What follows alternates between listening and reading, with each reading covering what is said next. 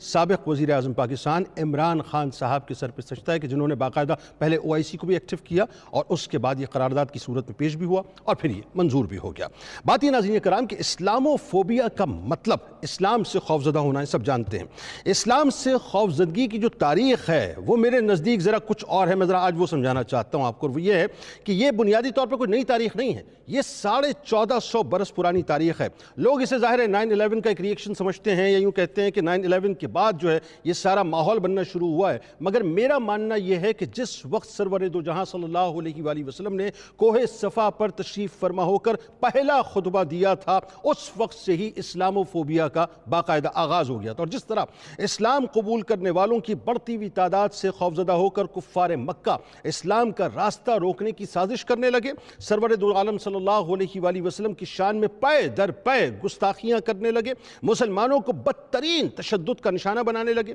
جانے دو عالم صلی اللہ علیہ وآلہ وسلم اور آپ کے خاندان ذیشان کا باقاعدہ سوشل بائیکاٹ کی۔ آپ کے ذہن میں ہے نا کہ وہ شیبی ابی طالب کے 3 برس کیا تھے؟ دور دراز سے آنے والے لوگوں کو متنفر کیا جاتا تھا کہ ان کے قریب مت جانا، معاذ اللہ یہ جادو کرتے ہیں، یہ شاعر ہیں، اور جس کا نتیجہ یہ ہوتا ہے کہ لوگوں کو کچھ سمجھ نہیں آتا، لوگ انتہا پسند ہو جاتے ہیں، لوگ رجت پسند ہو جاتے ہیں اور پھر انہی کو مانتے ہیں، انہی کی سنتے ہیں اور اپنے ماں باپ سے متنفر ہو جاتے ہیں۔ یہ مائنڈ سیٹ، اسلامو فوبک مائنڈ سیٹ جو ہے ناظرین، یہ اس وقت بھی موجود تھا، اور اسلام اور بانی اسلام کے خلاف پروپیگنڈے کی یہی شکل تھی جو اسلامو فوبیا اس زمانے میں کہلاتی تھی۔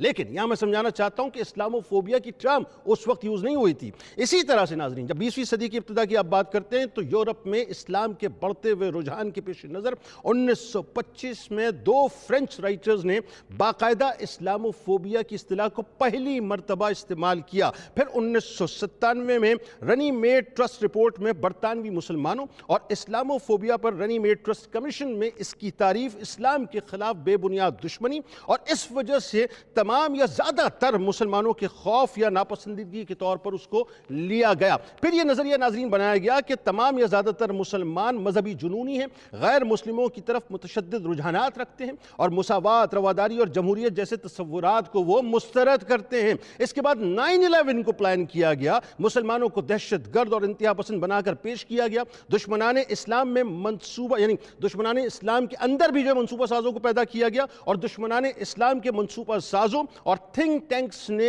دنیا کو یہ باور کرانے کی کوشش کی کہ اسلام، مسلمان، حجاب، داڑھی، مسجد اور مدرسہ بیسکلی یہ خوف و دہشت گردی کی علامتیں ہیں۔ اسلامی تہذیب مغربی تہذیب کی حریف ہے اور دہشت گردی اور انتہا پسندی کی مکمل طور پہ علامت ہے۔ مسلمانوں کے خلاف نفرت کی آگ کو مکمل طور پہ پھیلایا گیا، مسلمانوں کے ایمان کو کبھی جیل اینڈ پوسٹن میں گستاخانہ خاکے چھپوا کر تو کبھی گیٹ ویلڈر جیسے ملعون کے ہاتھوں گستاخانہ خاکے بنوا کر، کبھی ٹیری جونز جیسے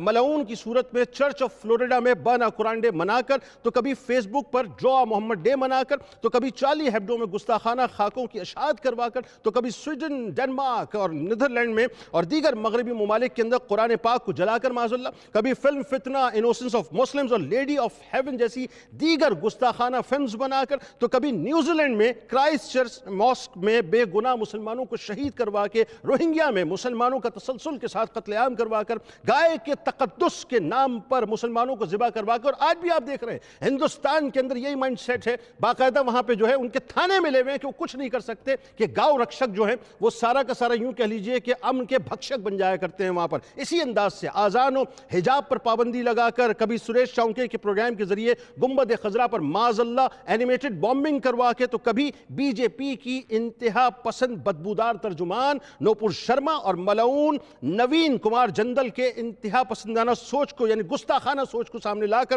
دنیا بھر کے مسلمانوں کے مذہبی جذبات کو نہ صرف ٹھیس پہنچائی جاتی ہے بلکہ ہماری ایمانی شدت اور اس کی حدت کو بھی بار بار تھرمامیٹر لگا کر چیک کیا جاتا ہے۔ پھر جب مسلمان ریئیکشن دیتے ہیں، اور ظاہر ریئیکشن بنتا ہے صاحب، یہ ہمارے قلب کا اور ایمان کا معاملہ ہے، یہ ہماری ریڈ لائنز ہے بنیادی طور پہ، تو جب مسلمان ریئیکشن دیتے ہیں تو پھر اسلام کو اور مسلمانوں کو دہشت گرد قرار دیا جاتا ہے۔ دنیا کے کئی حصوں میں مسلمان مہاجرین اور تارکین وطن پر پابندی لگائی گئی، مختلف ملکوں میں حجاب پر باقاعدہ پابندی لگائی گئی، مسلمانوں کی عبادت گاہوں پر حملے کرائے جاتے ہیں، آذان بند کرائی جاتی ہے، مسلمان خاندانوں پر حملے کرائے جاتے ہیں، ان سے نفرت کا باقاعدہ اظہار کیا جاتا ہے۔ مقصد صرف ایک ہے کہ اسلام کے حوالے سے خوف کی فضا بنا کے اسلام کی نفرت لوگوں کے دلوں میں ڈال کر اسلام کو پھیلنے سے روکا جائے اور اسلام سے لوگوں کو متنفر کیا جائے۔ لہٰذا آج کا جو دن ہے ناظرین، یہ بڑا اہم ترین دن ہے، اس کو صرف دن کے طور پہ نہیں منانا ہے، اس میں آپ کی، میری، امت مسلمہ کی سب کی ذمہ داری ہے کہ ہم اسلام کی دفاع کے لیے اپنا اپنا کردار اپنی سطح پر ادا کریں۔ یاد رکھیے، یہ اسلاموفوبک اپروچ کبھی ختم نہیں ہوگی، لیکن آپ نے اپنے آپ کو اپنی سطح پر مضبوط ضرور کرنا ہے، ایک انفرادی فرد کی حیثیت سے بھی اور اجتماعی سطح پہ بھی۔